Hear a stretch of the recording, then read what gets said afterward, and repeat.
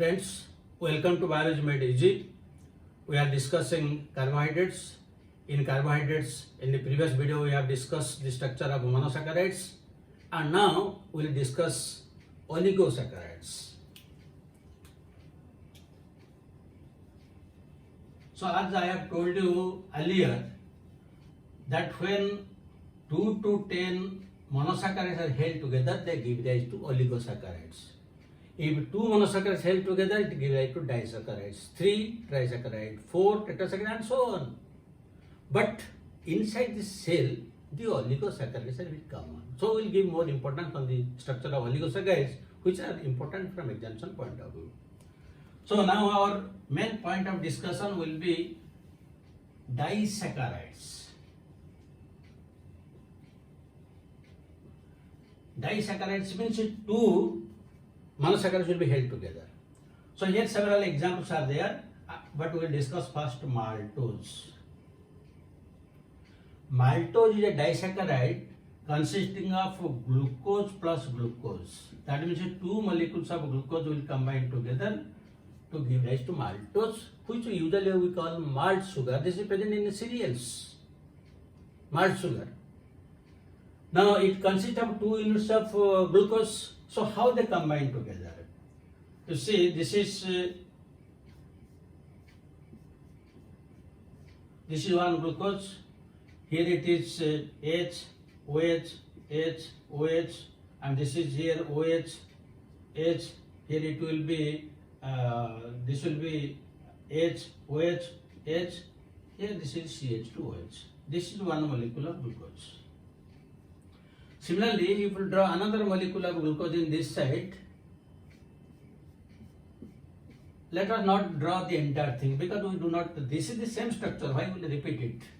Now this is first carbon, this is second carbon, this is third carbon, this is the fourth carbon, fifth carbon, and this is sixth one, which is CH2OH. Here it is also H and OH, and here also H and OH. Other things. So this is also a molecule of glucose. Now how they are combined? The 2 molecules of glucose are combined together to give rise to maltose. You see. This is in what form? Previously we have discussed. This is present in alpha form, that is also present in alpha form. When one maltose will be formed, the hydroxyl group of these 2 will combine together and one molecule of water will be eliminated, which we will call dehydration. And when it will be removed, what is present in first position? In first position there is presence of C. Then what is the condition of when one molecule water removes, what remains? O. And what is present in the fourth position? C. Then other things are present. That means now a bond is formed between the first carbon of first glucose with the fourth carbon of the second glucose molecule. So we can call this COC bond as a glycosidic bond. We can call it as a glycosidic bond. Important from examination point of view. And this glycosidic bond is formed. This is present in alpha form. Fourth position, we didn't bother what is the fourth position because alpha beta that depends on the first position. So this is naturally first position, fourth position. So it is 1, 4. This is known as 1, 4 glycosidic bond. 1, 4 glycosidic bond. And again this is in alpha form. So we can tell in maltose, the 2 glucose units are combined together by means of alpha 1, 4 glycosidic bond. And glycosidic bond is formed between COC. This is known as maltose. This structure is important. Now let us discuss the second one. The second one we can take the case of lactose.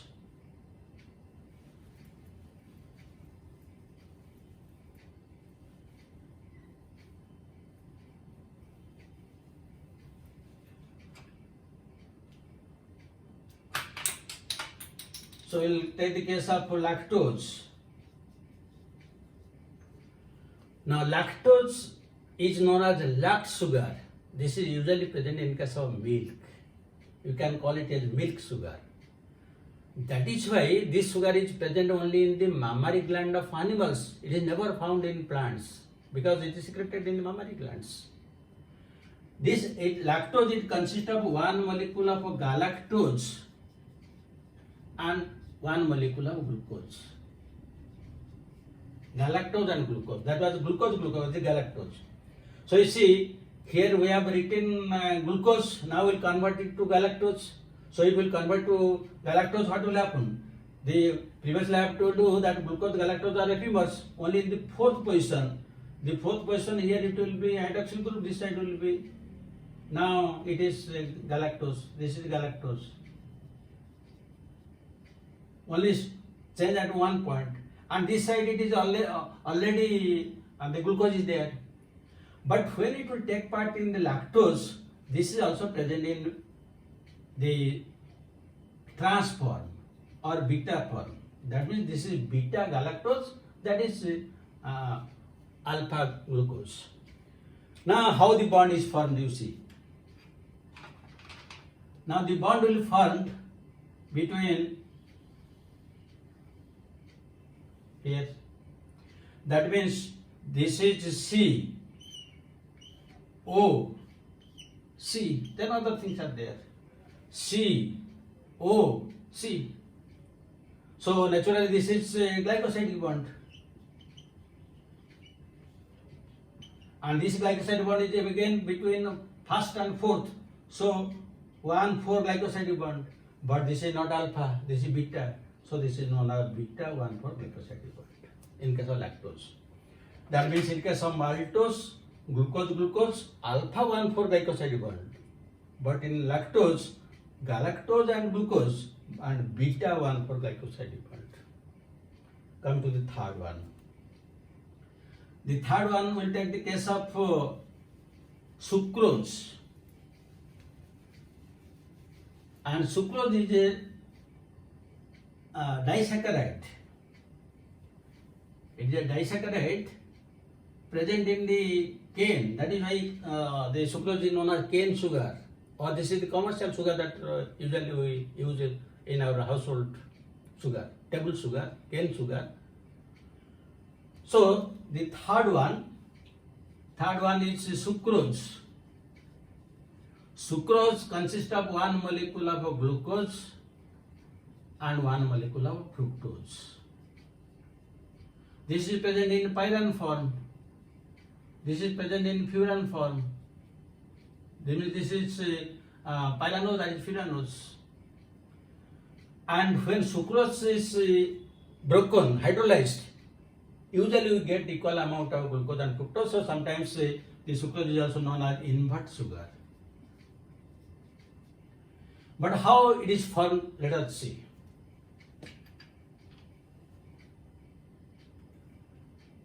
This is present in alpha form. This is also OH. So now this is glucose. You mark all the position. This is first position, second position, third position, fourth position, fifth position, sixth position. Now it is glucose. Now let us draw one molecule of fructose. Fructose is in furan form.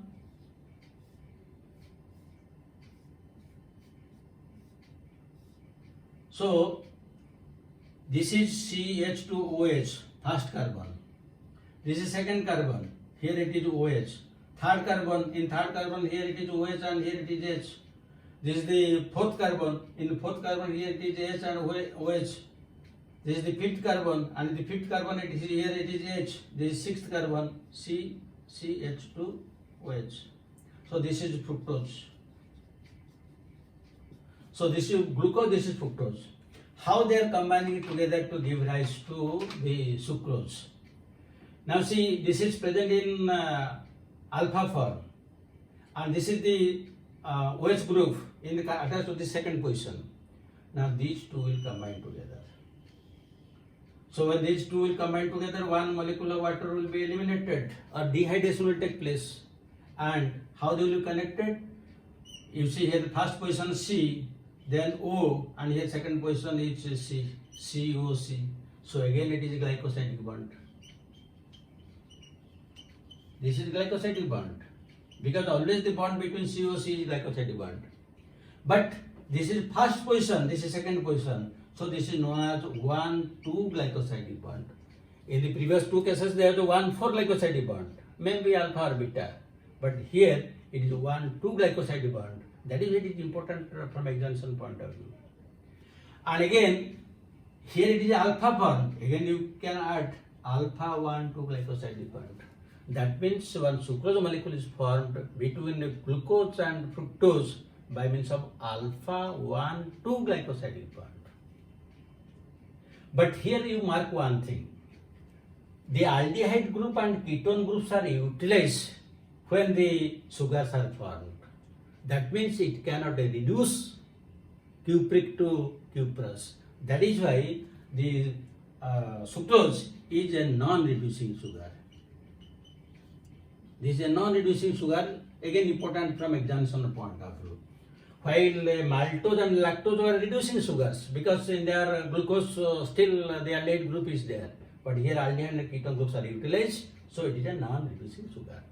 So these are the three important disaccharides, maltose, lactose and sucrose, which are very important and they are common in the cells. If we come to tri and tetrasaccharides, they are not much common in the cell, but still I am telling in one or two sentences. There is one sugar known as raffinose. The raffinose is a trisaccharide. It consists of galactose, glucose, then fructose. So you see three sugars are combined together, it becomes a trisaccharide raffinose. Now if we will come to a tetrasaccharide, the example of tetrasaccharide is stachyose. Stachyose, example of tetrasaccharide. This same thing, just one molecule of galactose. That means galactose plus galactose plus glucose plus fructose.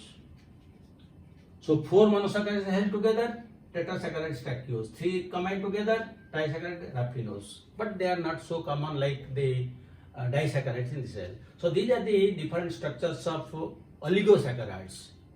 In the next one, we will discuss the polysaccharides, the starch, glycogen, cellulose, and all the important things are still ahead. So thank you very much for watching the video. I think you have a clear concept about the different types of sugars. Thank you very much. Have a good day.